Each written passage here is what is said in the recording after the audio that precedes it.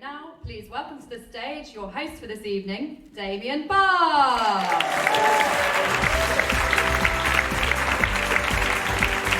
Hello. Oh, Brighton. Going.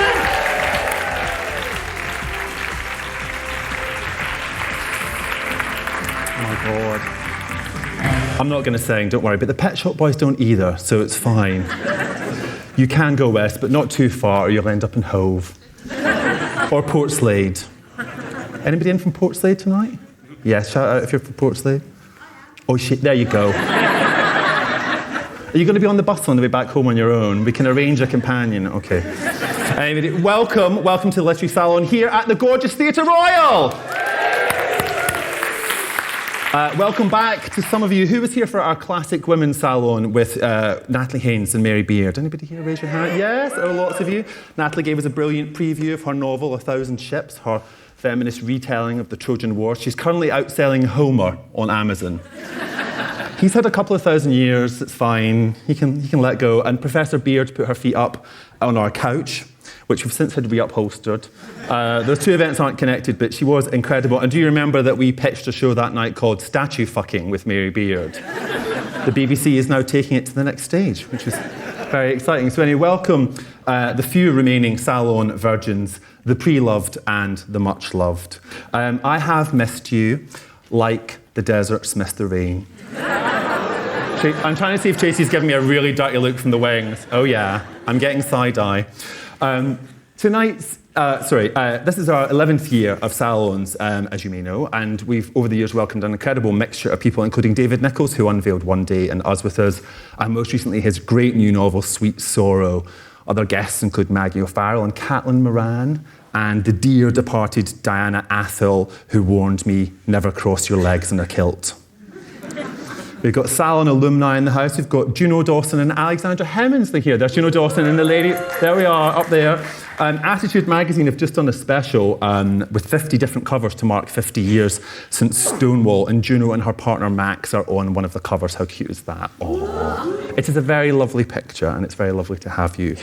So our regular home is the Savoy, but it's lovely to be back here on the stage, graced by such icons as Marlene Dietrich, Dame Judi Dench, and various Nolan sisters. How many are there? I don't know. How many are left? Still don't know.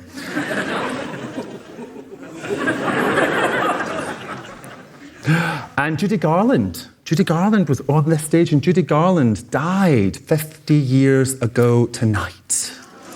We can summon her ghost, and we know, of course, that the Stonewall riots were partly sparked by her death. So I do look forward to seeing everybody outside Revenge with a brick afterwards as we fight for freedom.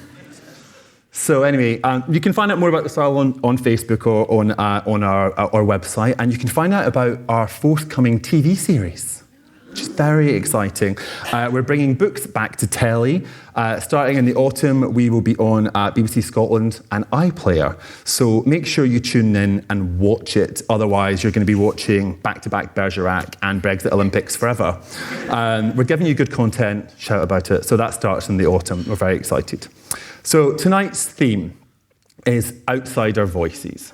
We all have a voice, and some of us might feel like outsiders. And as it's Brighton, and I've lived here for 20 years, I'm going to go out on a limb and say that most of you sitting here tonight have felt like outsiders at some point. Perhaps you still do. Perhaps you did earlier today when you got a look, read a tweet, or remembered something that should never have been said to you. We all have a voice. Some of us are so loud that our neighbours can hear us, and they have to call the police.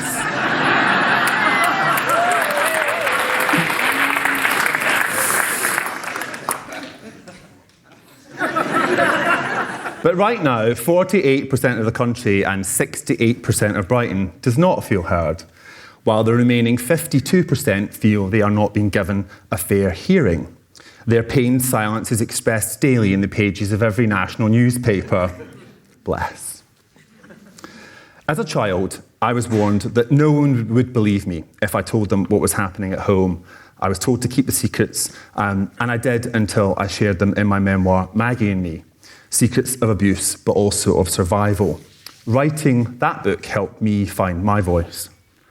When I began researching my novel, You Will Be Safe Here, I realised that I had to use my voice to speak for other people, to tell the stories that I found in South Africa, stories from 1900 to now, stories of how Britain invented the concentration camp during the Boer War, which you may have seen Emma Thompson talking about so terrifyingly in Years and Years. Stories of these places where boys like me and like some of you are still being put. So I used fiction to tell the truth. Reading is an act of radical empathy. It is about experiencing the lives of others, other people, other places, other times. It is about listening when what we have to hear is hard, maybe especially when it's really tough. It's about turning the page, not turning away. Each of the faces on our slideshow tonight dared to be heard, to tell their stories whatever the price, because the cost of not telling them was even greater. Tonight is not just about finding our own voices, daring to share our own stories. It's also about listening to others. To write your memoir is to share your story. To read a memoir is to become part of somebody else's story, to see yourself in their pages. And tonight we have two brave and brilliant outsiders, two incredibly inspiring artists who have fought to find their own voices. What stories? The books are incredible. They're going to read from them tonight, and then we're going to talk about them, and you're going to get to ask questions. If you want to be very contemporary, you can tweet us questions using the hashtag #LitSalon. You can fill out a question card. When we had Armistead Mob in here, we got a lot of phone numbers. You can try that again tonight if you want. And if you join our mailing list, which I of course encourage you to do, you might win tonight's books signed. So there you go. After the break, Oscar-winning writer and activist Dustin Lance Black tells us all about growing up as a gay Mormon mama's boy in Texas and how his fractured family and valiant mother helped him become the man he is now. He's sitting in that box right there. Dustin Lance Black, ladies and gentlemen.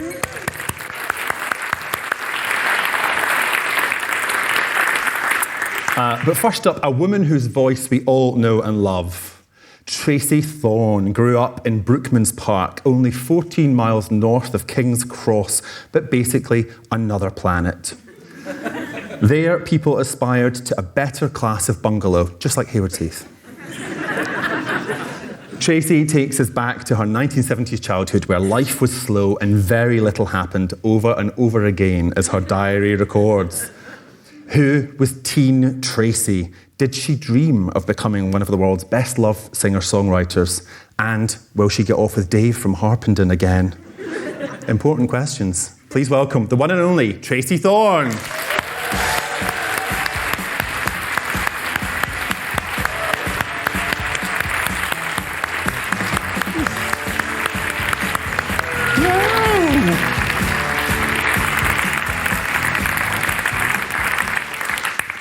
We've got our wine on tonight. We have. Here you go. Do you want to do a little cheers? I'm all right for now. Are you sure? Save it. She's had 2 glasses backstage. Tell them. Right. So we're going to have a reading. Yeah. From the start. Shall we? Yes. I'm going to read a couple of sections from the book just to give a general idea. So I make quite a lot of use in the book of my teenage diaries. So I'm going to read a section from the beginning, which gives you an idea of what those diaries were like. Going right back to the start, I tried to picture myself on the day I first decided to keep a diary, 29th of December 1975, when I was 13 years old. I must have been given it as a Christmas present, and although it was for the year 1976, its first few pages invited entries for the end of the previous year.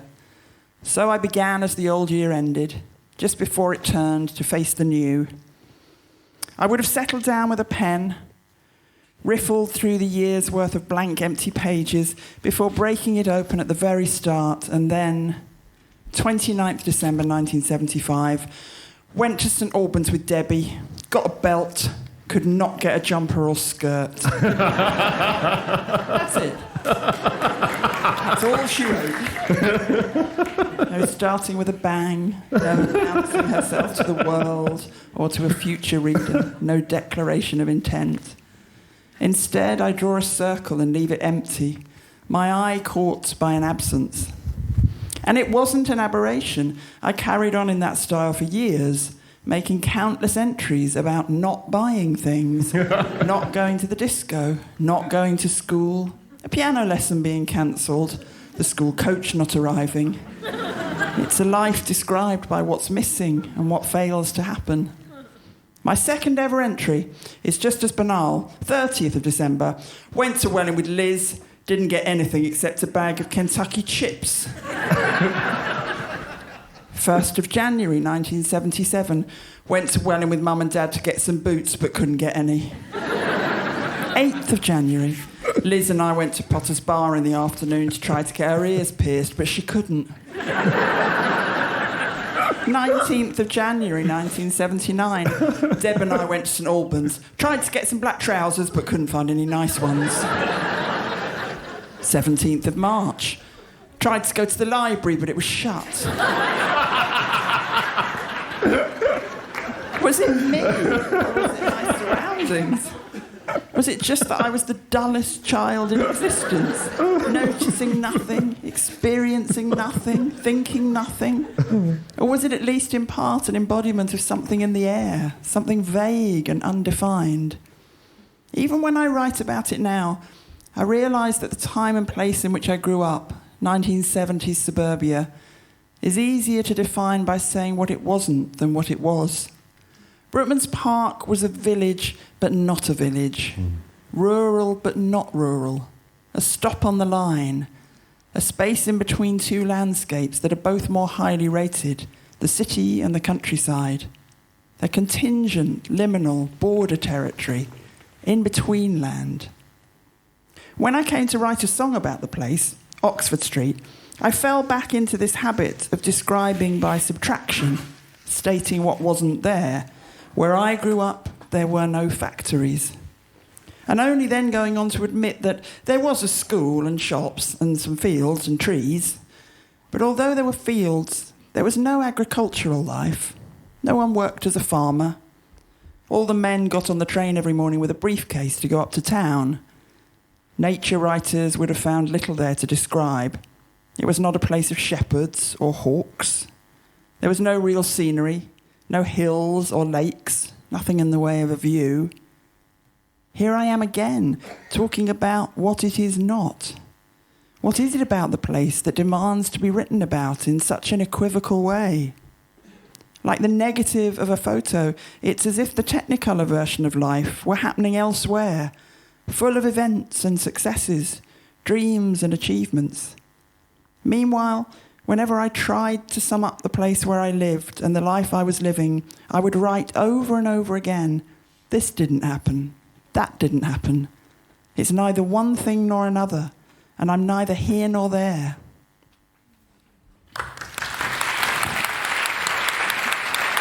Thank you. I think I'll press straight on, and I'm just going to read another little short section from later on in the book. A lot of the story that's told is about my struggles as a teenager in a place like that, you know, with all its absences and the things it lacked and the boredom, and the struggle against my parents very much as well. And I just want to read a section from the end about how that sort of played out in later life. The distance that had grown up between me and my parents in my teens never quite closed up, and it was due in part to my increased education and change of lifestyle. Like so many similar parents, they'd wanted me to do well at school and then go to university, to take those chances they'd never had. And then when I did, it turned me into someone they thought they couldn't understand. Later on, they'd be proud of my musical success, but perhaps more because it was success and therefore respectable than because it was artistically interesting to them. They liked the music when it was more mainstream, and they liked the gigs at the Albert Hall because they were tangible proof of achievement and status. And they enjoyed the sense of pride and reflected glory at the backstage party. And all of this was soothing and reassuring to them, because it took away some of the fear that they had lost me to rock and roll. We never know our parents as we are growing up, only getting to understand them once we are ourselves standing in their old discarded shoes, and perhaps it can't be any other way. But if we don't know our parents, I do also wonder whether they ever know us, In later years, after my break to have children, when I went back to music and recorded an album called Out of the Woods in 2007, I sent them a copy, expecting a phone call or something a day or two later, hoping for parental praise, as you always do, as you still do even when you're a grown-up and a success and a mother. It never came. They never mentioned it or said anything about the record. My sister Debbie told me later they'd found it hard to understand, and I was never sure what exactly was hard to understand. The music? Or the reason for making a record? The need? Perhaps that.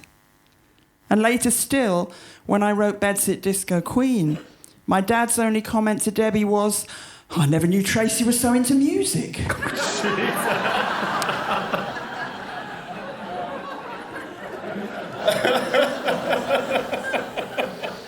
Which still makes me laugh till I cry, for all it says about how much we can remain a complete and utter mystery to those who should know us the best.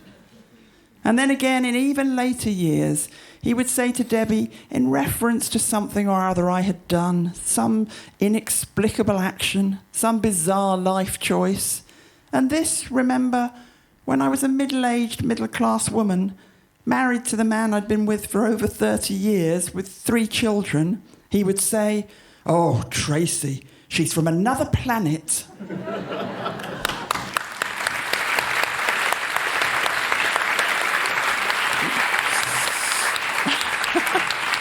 Thank you. I just love that. I didn't know she was so into music. I mean, what did you think you were doing? Well, it's a very good question, and I suppose, it's a very neat little embodiment of that gap that there can be, even between people who've, lived in the same house together. I lived at home during those years when I was discovering music, when it became the thing that, was to define my working life. But in some corner of his mind, he clearly regarded it really as just some kind of bizarre hobby. And I do honestly think until I actually then became a mother and had kids, that was the first explicable thing I'd done that my parents could sort of understand that and place and make sense of. Even though you did it in a very different way. Let's go back to Brookmans Park to start off with. Because it's the sort of place, growing up as I did in the west of Scotland in a pit village, Brookmans Park seems to me impossibly exotic. When I was reading about it, I was like, oh my God, it's the kind of place where you might find Narnia in the back of a wardrobe. It seemed almost romantic, and you describe it in a way that I think is very interesting. You're fond of it, you're interested in it, you're also not interested in it and don't want to be there. There's a very interesting tension at the heart of your relationship. And I'd like to talk about when that came in, but let's take us right back to the beginning and how you were there as a little girl. What was family life like in Brookmans Park? Very happy. It was a lovely place to be a child. It was very self-contained. It had a village green around which sat all the shops, every shop you could need, a butcher, a baker, a fishmonger, a hairdresser, a GP, a dentist, a primary school, a secondary school, a church, a pub, literally everything, which is almost this sort of picture-perfect creation of a village, which is precisely what it was. It had been town planned in the 1920s and built in the 1930s, along with the sort of local garden cities. Welwyn Garden City was just up the road. And so, it was a very managed landscape for people. It was created in order to give people this sort of supposedly idyllic lifestyle, and then they could just hop on the train and go and be worker bees up in London. Which is what all the men did. So as a child, it seemed perfect. I could walk to school, I could get on my bike and cycle past fields, and it all seemed fine. But the danger of that sort of self-sufficiency became apparent in my teens when, the flip side of that is a place that has apparently everything starts to believe that it doesn't need the outside world and doesn't want to look at the outside world, and then starts to feel threatened by the outside world. And that was the sort of atmosphere in which I was brought up. Yeah, and it's for a place that's supposed to feel very safe. You write a lot in the book, and sometimes quite shockingly, about incidents of violence that have occurred, or more often violence that you're told will occur if you behave, and if you go to certain parts of, the town. Yeah, we were given very strong messages about the dangers inherent, even in this apparently safe place. You know, it was supposed to be so safe that my parents had moved there from London after the war, and understandably, they were both born yeah, in they London. both grew up and lived through the Blitz. So again, understandable to want to leave bombed out London. I get that. And apparently, you know, bring your family up in this safe place. But then, as I'm sure anyone else who was a child in the 70s will remember, we were bombarded with constant information about the threat from the outside world. So we were shown these horrific public safety information films at school. I'm sure people can remember them. You know, don't go on an icy pond, don't go near that electricity pylon. And the one that terrorised me the most was the don't get yourself kidnapped one, you know, which ended with a girl cowering while some shadowy figure loomed over her. I was doing a book event a couple of weeks ago and I told that story, and the woman who was the girl in that video came and said hello to me. I said, oh my God, you've literally haunted my entire childhood. Had she been kidnapped at any point? Or apparently not. No, It was all made up. It was all made up. Anyway, but it made me feel that, you know, I can understand, obviously, giving children information about, you know, dangers that might be out there. But I think there was a sort of underlying sense in which there's an element of control involved in all this. Yeah. If you make people think the entire world is terrifying and that the only way for them to keep safe is by obeying these rules, you are actually controlling people. And especially as a girl, we were very controlled. You know, the message of the kidnap video was, as I jokingly said, don't get yourself kidnapped. And the messages that were said to me always were, you know, don't go and get yourself attacked by a man, which meant don't do this, don't dress like that, don't walk home from the station. You know, no sense of, you know, as a community, is there anything we can do here to make our women folk safer? Just this constant message of these are the things you mustn't do. And it just fed into a narrative of, you know, this is the straight and narrow path along which you should live your life. And if you start wanting to do other things, you know, going up to that London for gigs, wearing plastic trousers, you know, then you'll deserve whatever comes to you. But I mean, you were very conventional as a child. I was, and you were very happy to be very conventional. Yeah, but I think kids aren't in the main. You know, kids like quite a lot of sort of routine and regularity, and if everyone's basically nice to them, which everyone was, I had a fortunately, you know, happy home life in that sense. There was nothing particularly to rebel against. So there's you, your mum, your dad, sister and brother. Sister and brother. Yes.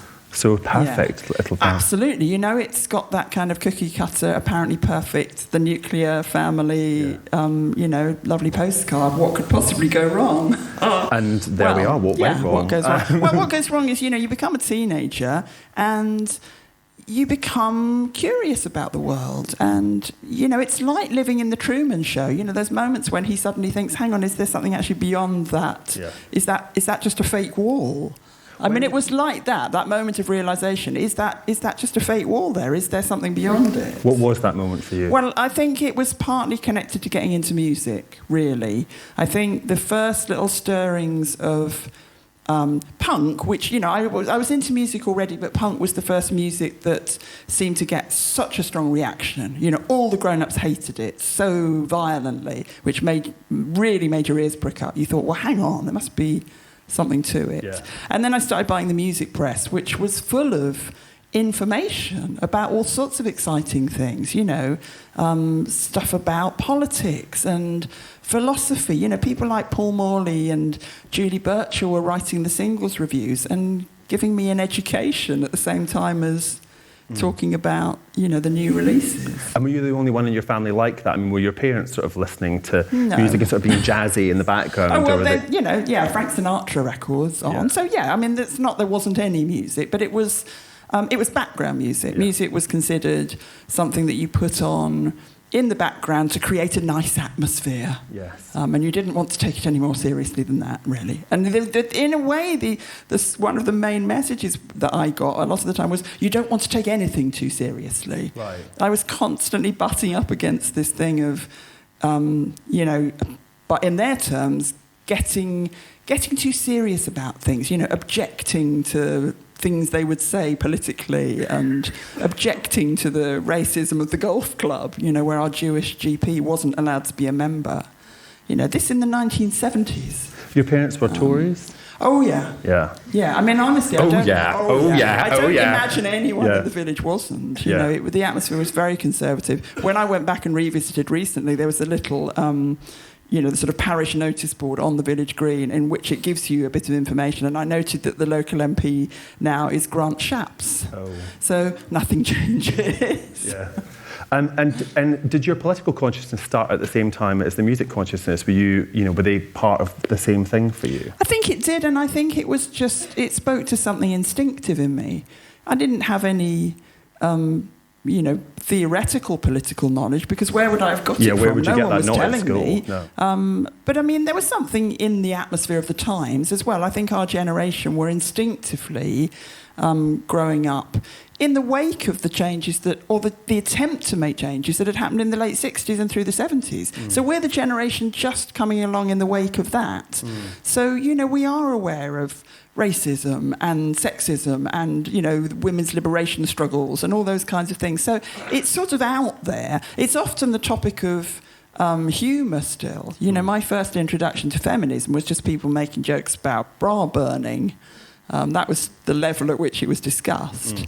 But I think what I mean is those kind of thoughts and ideas were out there. Yeah. And if you started getting interested in the arts or culture and, watching either music documentaries or the South Bank show or reading the NME, you started to come across ideas, and it just all chimed with me. It all just struck me as like opening a window and thinking, well, hang on, this world looks really exciting and interesting. Why is everyone going to the fucking golf club? Jesus, there's a world out there beyond that, what seemed to me like maybe it was just a flat. It is just a flat. There's a world beyond it. If you get on the train and go up to London. If you just get on the train and, just get out of here. So when did you start doing that on your own, and what was that like? Were you scared as a young girl from the suburbs going into town, or were you just like, get me there? No, I was. I mean, I definitely had lots of all those messages buried inside me. Yeah. So although I was trying to rebel against them and reject them, the trouble is you absorb them. So I would go to gigs and be a bit scared, and they were quite tough times. The late 70s, again, anyone who's of a similar age who went to gigs at that time will remember there was often a lot of violence. It was quite tribal. There were punks, there were skinheads. I was shocked when you wrote about that. Like, people kind of glassing one another, stabbing one another. Quite regularly, honestly. Running home from gigs, getting on the tube to get back to somewhere, and, just sitting there hoping no one would get on. And, sometimes, the tube doors would open and you'd hear the sort of, DMs hammering as a gang of skinheads would get on, and you'd just sit there. Oh, my God. My first gig was New Kids on the Block, and none of this happened. Kind of gentler music. I remember I was seated in the far back corner, and I stood up, and there was a spotlight in front of me, and I sort of reached out towards Donnie, and my hand went into the spotlight and my shadow touched his face. I've never said that to anyone before in my life. I should maybe have kept that in, but it was I true. think that's the opening line of your next book. Of the next memoir. Yeah. So when you were going to these gigs, were you leaving the house in regular clothes and then getting changed? Were you? And then getting changed on the train? Yeah, I did all that. Did you? Getting changed at someone's house or in the back of someone's car. And again, I talk a bit in the book as well about how sort of DIY our alternative culture was. Lots of making your own clothes. So if you had a school blazer, that would do as a punk jacket. You could turn up the lapels and stick badges on it. I think between me and my group of girlfriends, we had one pair of plastic trousers and one pair of leopard print trousers that we just used to kind of share. Like Little House on the Prairie? Yes, make do and mend. Who's wearing plastic trousers tonight? Were the plastic trousers see-through? No, black. Okay, just checking. Just shiny, but they're very shiny sweaty. black. They must have been very... Yeah, but that didn't matter. You were having a great time. But I was one of those mixture, conventional girl at home, rebel outside of the home. I wasn't great at sort of doing the overt confrontation stuff because I sort of feared it might backfire and that actually my parents would come down so heavily that then they'd forbid me to do anything. So I was quite sneaky. I became very duplicitous. I mean, I lived a bit of a double life a lot of the time, thinking that, if they didn't know too much, they would still let me do things, which would mean I could get away with more. Let's talk about the diary and how the diary came about, because you put lots of excerpts in the diary all the way through, and they are hilarious. I like the confession that you fancy David Essex. That was good. Surely that's just obvious, isn't it? Nothing to... It wasn't to me. I did have to look him up. I was like, I could see it. I could see it. Okay, come on, ladies. The David Essex fans are in. They are in. When did you sort of rediscover the diaries? Did you keep them in a trunk or a drawer somewhere? Did you always know they were there and you thought, oh, I'll go? Because when you've written memoir before, this is very different. This is going to the source. It is. When I wrote Bedsit Disco Queen, I had a look at the diaries, but I was sort of just picking out little mentions of buying records, any little details about forming a band. So it was very selective. And it was a sort of editing of my own teenage years that made it all look very cool. It made it look like, I just woke up one day and formed a band. This book, because it was much more personal, I read them a lot more carefully. I read them over and over again, and, I started to notice things like the repetition of actually noting down things that haven't happened. And I thought, as a writer, well, that's a gift. That's really useful as just an opening, as a way in of the notion of a place in which what doesn't happen is actually just as important, if not more important, than what does happen. And that it says something about the very nature of memoir writing, which is that it's all about choosing what to say and what not to say. Which detail are you going to choose to tell your reader? Yeah. And even in a diary, I was, for some bizarre reason, out of the 24 hours of that day, I was choosing to record the fact that I'd been unable to buy a belt. So it's mysterious, this whole thing of memory and recording and what we think is important. Did you keep a diary every single day? I did. From that point on, when I started in 1975, they peter out a little bit by about 1982-ish. So that's it's a good chunk. I mean, it's my whole teens, really. Yeah. But the other thing I started noticing was the dishonesty. There are moments when I outright lie to my diary. Oh, well, I didn't fancy him anyway. The obvious kind of lies you might say to a friend, to save your embarrassment. But you sort of think, if a diary's for anything, isn't it supposed to be about actually opening up and being honest? But even in my diary, I kept up this sort of front of, it's a bit undignified to admit to certain things. Was that about the way that you had been raised, or was that because you thought, God, my mum might come snooping and I have there were some things I left out because of thinking that my mum read it. Yeah. But I do also think there's a bit of magical thinking going on. And that, there is something about writing things down that makes them real. And by not writing them down, you can pretend they didn't happen. And, there are events I remember, but which aren't recorded in the diary. So, in a way, the Why diaries... did you not record them? Well, that's what I mean, the magical thinking thing. If I don't write it didn't happen. It didn't happen, you know. I can actually rewrite the story. I can make it end better than it did end.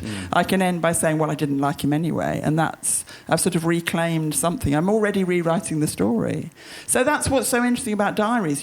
If an outsider were using your diaries, there'd be a sense in which they would take them as gospel. They think this is literally what you wrote at the time, therefore it must be gospel truth. But when you're reading your own diaries, you're aware of the gaps and the bits that are missing or the bits you've tweaked. And so it's just very interesting in that, it raises all those sort of memoir questions about, what's the difference between honesty? How much are you prepared to give away? Is it really just about being in control of your material? Which I do think as a writer, a lot of the point of it is just how are you controlling your material in order to construct a narrative that makes sense, that's interesting, that's got highs and lows and light and shade, So there's artifice going on as well. I suppose that's the interesting thing about them. That you're conscious of now that you weren't necessarily conscious of. No, I don't think I would have given it a second thought at the time. I mean, there must have been a moment when I sat down at the end of the day with a pen and wrote something down that wasn't strictly true. But I think I probably felt quite pleased with myself, thinking, good, that's tidied that up.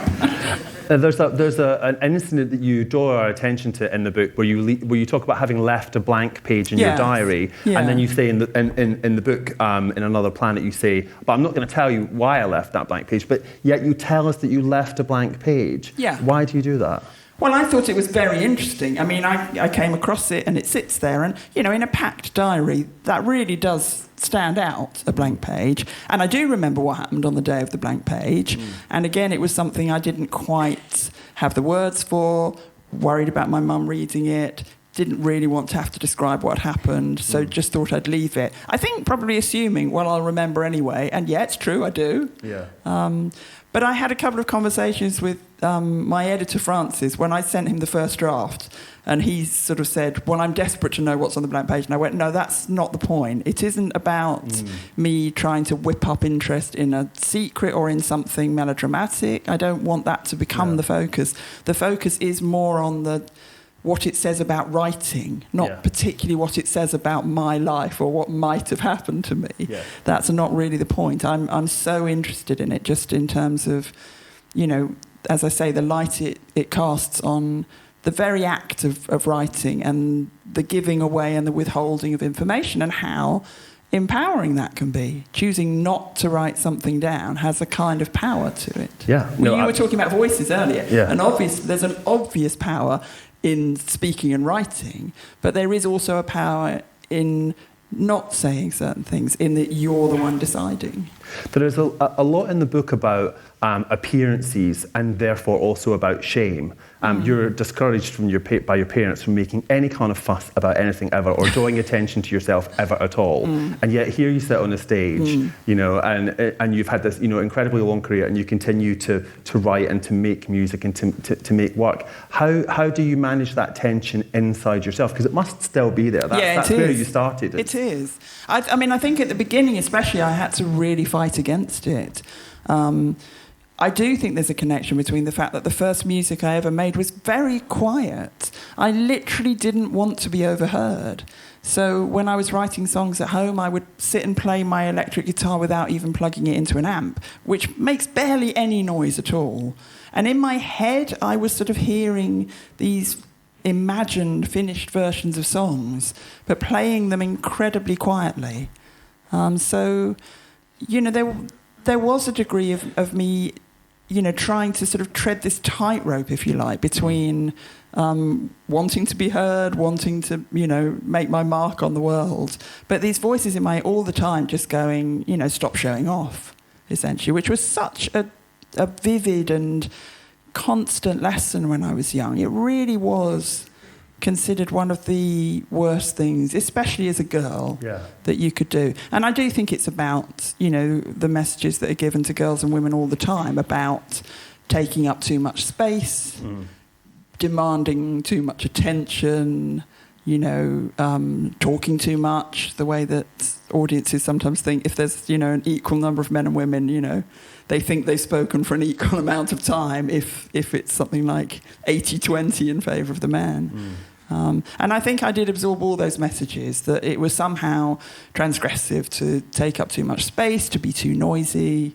But at the same time, you know, I'm getting into punk records. I'm listening to Patti Smith and Susie Sue and the Slits, and all of whom are sort of giving me the opposite message of, no, make a lot of noise, you know, we've got to fight back against this. And you can picture me, can't you? I'm literally torn between the two. I'm so attracted to that idea. It's so inspiring. It's what makes me even start. And then there's these other forces pulling me back, going, no, but not too much. So I tried to find just carve out a place that I think I could be comfortable with. So a way in which to be, you know, quite assertive and distinctive in a way that was still true to my character. You write in the book very movingly and honestly about your relationship with your mum and your dad, but one of the ways that I think your mum has suffers is she has a breakdown, basically, because I think she hasn't taken up enough space in the world. She's unable to do the thing that you ultimately do, which is to talk, to share, to communicate, to, as Dustin or as Lance says, you know, to spin yarns. We'll talk about that later. So do you think that is why she ended up so poorly, and also ultimately making a fuss in a way? There's something about her mental illness which is making a fuss. Yeah, I do think she was very much a part of her generation who, she sort of missed the boat with feminism, or that wave of feminism that came in the 60s. By then, she's already a mother living in conventional suburbs, and she's bought into all sorts of other messages about her life, which are very aspirational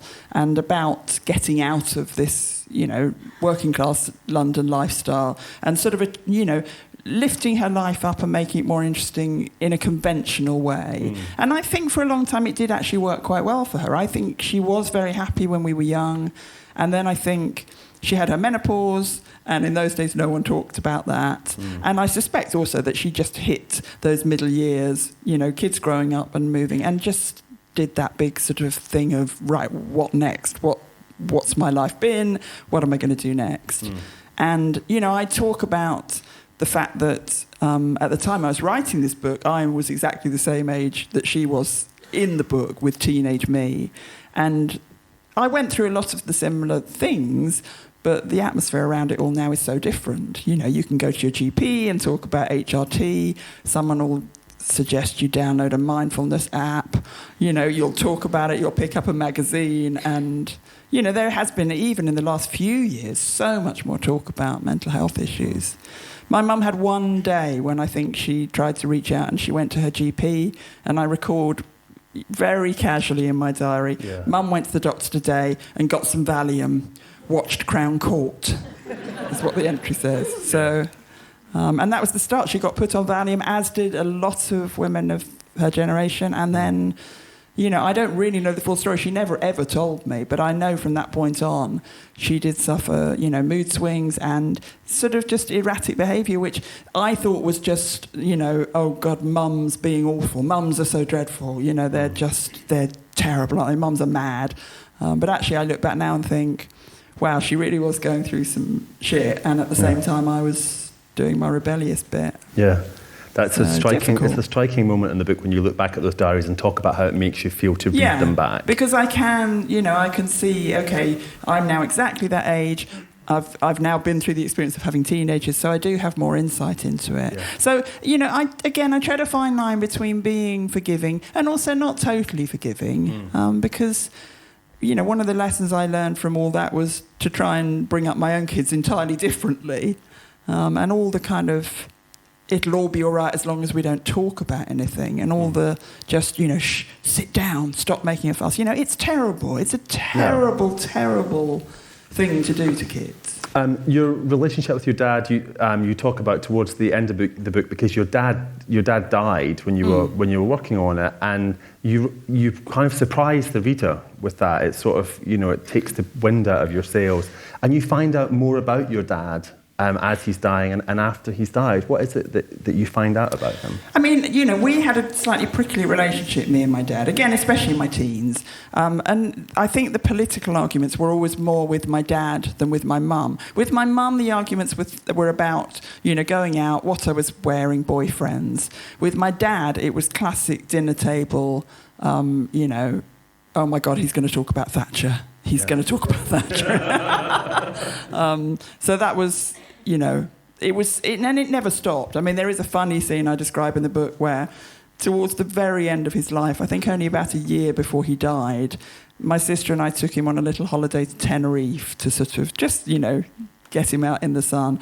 And there's an evening when we sit down and have dinner, and too much wine is drunk, and my dad and I end up having a teenage row, at the end of which I storm out, almost shouting, "You fascist!" at him. When you're how old? He's 91 years old by now, and I'm in my 50s. And yet still, I think he said something about the NHS, and that was it. It was just red rag to a bull. And the thing is, I realised, we were still inhabiting those same roles. Yeah. In his mind, I was still Tracey, who, she's from another planet, can't possibly understand her. Yeah. And what does she think she knows about politics? She's just a girl.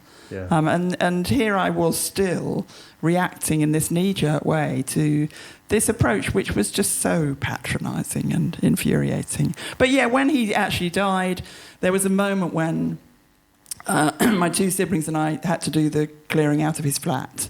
And, came across some interesting things. He wasn't a hoarder, so it wasn't like we uncovered any massive secrets. But the most interesting thing at the back of a wardrobe was a little sort of weathered leather briefcase, and we opened it up, and inside were all his RAF records. And he had joined the RAF towards the very end of the war, so he never saw active service. He was lucky but he did his full training, in the expectation that he would be seeing active service. He didn't know in 1944 that he was going to miss it, and he was 18. And I think my daughters at that time were 18. And again, it's a really shocking moment when you just sit back and think, okay, right, that's my kids. They've suddenly had to join up, and, and at that stage in the war, I think, the life expectancy for Air Force pilots was not good. Yeah. So he never, ever talked about it, never mentioned it, and yet he'd kept all these records. There they were in a briefcase. It meant something. So it's incredibly important to him. But I also think incredibly important to him to protect you from it. It seems to me that was part of the reason why, because he was, afraid. That's that sort of delusional thing, I think, that generation had, that if we, again, magical thinking, if we don't, where did I get it from, If we don't talk about things, they haven't happened. We can actually make things go away.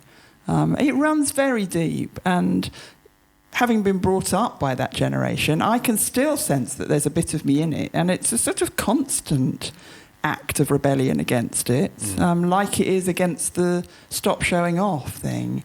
The little messages that you receive as a child, they don't ever go away. No. You just, you have to keep doing the work of not letting them rule you. And if you're really convinced that they're just not good advice, which I am convinced they're not good advice, then I sort of have to keep on finding your voice. Yeah, doing the opposite of what I was taught. Did in some ways your music become a diary for you? Did you use that as a way of working your thoughts out?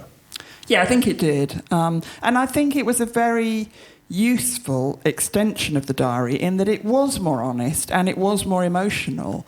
I think I'd reached a limit in the diary with all this, factual record keeping. There's lots about what I had for lunch every day and what time I went to bed and who was in Faulty Towers. And, that's a song we all want to hear. It's fun to read, but, it's a bit, it's sort of, you think there's so many gaps here. Yeah. But once I started writing music, there is something about the power of actually putting it into a song that sort of unleashed something in me, and I think made me feel, well, if I'm going to do this at all, I think it's time to open up a bit more and be more emotional. Is that also because you were doing it with somebody else? Because they could ask questions and hold you accountable to the stuff that you were writing and saying? Well, no, most of my early writing was all done by myself. I was a very solitary songwriter. I have been most of my songwriting career. The whole thing of making music and not wanting to be overheard is still there. Yeah. Once things are finished, I don't mind people hearing them, but in the early stages, I still actually prefer to do everything. Is that the same with your writing when you're writing books? Do you just turn in a draft at the end of the day it's done? Yes, pretty much. Yeah. Yes, I'm not a great one for bouncing ideas back and forth. Speaking of ideas, you are writing something new, and you mentioned it really casually the other day to me, and I was like, well, I didn't know anything about this. What is it? Well, no, I can. It's not secret at all. So I'm at the very early stages of starting a new book, which is non-fiction again. It's not a novel. And people always say, oh, write a novel, but I still can't work out how. You'll have to tell me later how you write a novel. I'll tell you later. I don't know how you do that. I think you will write a novel. I've but said at the this moment, before. I'm still on non-fiction. So I'm going to do someone else's story. So basically, the central character in my new book is a woman called Lindy Morrison, who was the drummer in an Australian band called the Go-Betweens in the 80s, who never quite made it, critically revered, never particularly successful. And in the 80s, she became a very good friend of mine. When I met her, I was 20 and she was 31, which is quite a big age gap at that age. And she was just an inspiration to me. And she'd had a really interesting life before joining the band. The story of the band is really interesting and has been told, but has, I think, been sort of mistold. And I want to write a book so that's partly about her as a big, larger-than-life character, partly about our friendship, and partly is a reclaiming of a woman in music story, because, stories get retold and the women get left out, or they get reduced to being minor characters, or they get reduced to just being trouble. I mean, her image is that she was just trouble. There's this sort of reputation that hangs around her, and that's because she was fucking interesting, actually. Yes. Amazing. So there's lots to do. There's lots of work to do, lots of talking to various different people. It's not going to be a rock biography with quotes from journalists. It's going to be a bit more, internalised and me trying to get inside her. It's about your relationship with her. Yeah, it is. And it's just and also trying to see things a bit from her point of view. She's got lots of good stories to tell as well. So why isn't she just writing her own memoir? She doesn't want to. That's a very good question, and it's the one I asked her at first. Yeah. She wrote a very short piece a couple of years ago that I think appeared in The Guardian, and she put it on Facebook. And all her friends, we all said, Linda, you've got to write a book. And she went, no. And I posted saying, well, just tell me your stories and I'll write it. And then I kind of went, wait, hang on, that's a brilliant idea. So it just took off from there. Brilliant. Yeah, very it'll exciting. Be fun. It will be. OK, we're going to take some questions for Tracey now. I think the house lights will start to sort of gradually increase. We'll see you. And some microphones there. There's lots of people out there. Put your hand up if you have a question for Tracey. I can just about see you. Everyone hides for a minute. There's someone right up there. Is there a roving mic up there? Yeah, there's a roving mic up there. Yes, nice man waving up there. There you go. Hello, Tracey. I love that you're standing to ask your question. That's very formal. Well, I'm in royalty. First of all, David Essex, absolutely. I think that film Stardust is the reason I ended up moving to Brighton. I had this idea that there would be someone on a Wurlitzer looked like David Essex. There isn't. My question goes back to something you said earlier about when you started writing music and playing music, you felt you need to be very quiet. And I would say, your music is the soundtrack to my life. Eden is still my absolute favourite album of all time amongst any artist ever. I've got 2 or 3 versions of it because I play it and play it and play it. And I just wondered, given that you felt you needed to be quieter when you started recording music, now, a few years later, are there any songs from maybe the 80s that you would love to re-record with your new, with your older self in a slightly different way? I don't think so. I mean, I do... That's a no. No, that was a no. But I do honestly think there is a real power in quiet. And that was what I started to explore as soon as I was making music. With the Marine Girls, we used to, even pre-Everything But the Girl, we had no drummer. We were really quiet. But we used to play gigs with other much louder, punkier bands who'd go on, the first 2 bands, and then we'd come on. And we would sort of defiantly stand there, not making a noise. And in those days as well, gig audiences were very largely blokes. And we would sort of force them to be quiet. And I read an amazing description of Peggy Lee recently, which said that when she used to be singing in jazz clubs, and there'd often be that little kind of, tinkle of glasses and people chatting, and it sometimes would get a bit noisy. And her strategy when it got like that was to sing quieter and quieter. Because the quieter you are, it makes people actually have to pay attention. And that really rang a bell with me when I read it. And I think what I tried to do was make a virtue out of that necessity and think, well, OK, look, I'm not going to be Patti Smith. I tried for a few months at the beginning in my first ever band, and it just didn't suit me. And so then I thought, well, it's what every artist has to do. You stop copying the people you've been inspired by, and you go, OK, so what's me? What's the thing I can bring to the table? And... the thing I decided to do was to make a strength of it and, to make something quite intense about that quietness. So, no, I wouldn't go and, do a different version of them because they kind of stand. Yeah, I mean really you could do. That, yeah, I mean... We could probably do it later. We could rustle one up. How do Karaoke. you think your voice has changed? How do you hear your voice differently now than when you started? It's kind of different on various different records. I mean, since my menopause in the last sort of 3 or 4 years, it's definitely gone down a little bit, and there's a slight huskiness there that didn't used to be there, which I quite like. Yeah. When I did the new album last year, As soon as I started doing the vocals, I thought, oh, God, I do actually sound a bit different, even to how I sounded 5 years ago. I mean, when I go back and listen to the early stuff, I do sound so young. You can tell the difference between a very young voice and a more mature voice. And I think that slight, the slight huskiness that comes in, which can increase more and more as you get older, it can be really interesting. You get that quality. Joni Mitchell's got it in her voice, and when she's gone back and then she has then done, more recent versions of older songs, and when she had that incredible sort of clarity and purity of voice, and now there's a sort of more aged voice that's, and she's recorded it, quite unadorned, and it's an amazing thing to hear. I think I actually like the way voices change. I think it's interesting. I'll take one more question, and then we'll go to a break. Gentleman here in a sparkly glitter shirt. He's got Pride Month. He's wearing it. Is there a microphone, or do you just want to shout it out, and I'll repeat it? Go on. Yes. First of all, amazing book. Thank you. Oh, thank you. It's very kind. And the way that you encapsulate your family experience in so few words, you can say so much. And I was just reflecting with your New Statesman column this week, where you talk about your son finishing school and how that made you feel.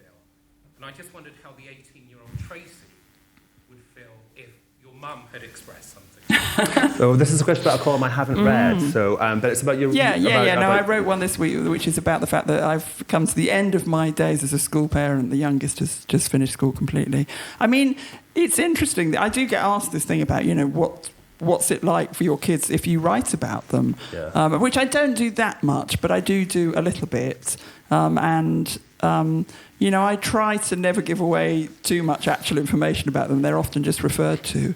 I literally cannot imagine what that would have been like to have my mum writing about me. I remember just thinking, because my parents didn't do anything like that, I don't think I had any thought that they might have any kind of hinterland or be thinking things like that. Yeah. I mean, teenagers are very self-obsessed anyway. People say to me, are your kids interested in your work? And I'm going, have you ever met a teenager? I mean, why would they be interested in their aged mum's work? I mean, I wasn't interested in what my parents thought or felt about anything. You just literally aren't. They're just old. But your kids are so going to write about you. One of them will. Yeah, I know, probably. There's stuff in the garage, like boxes of old stuff, and Ben and I just sometimes say, we should just burn all this. You are not going to stop them, and I can't wait to do a salon with one of your children in the future, and you can sit in the audience, and I might let you ask a question. Wait till I'm dead, darling, please. Please join me in thanking Tracey Thorn. Thank you.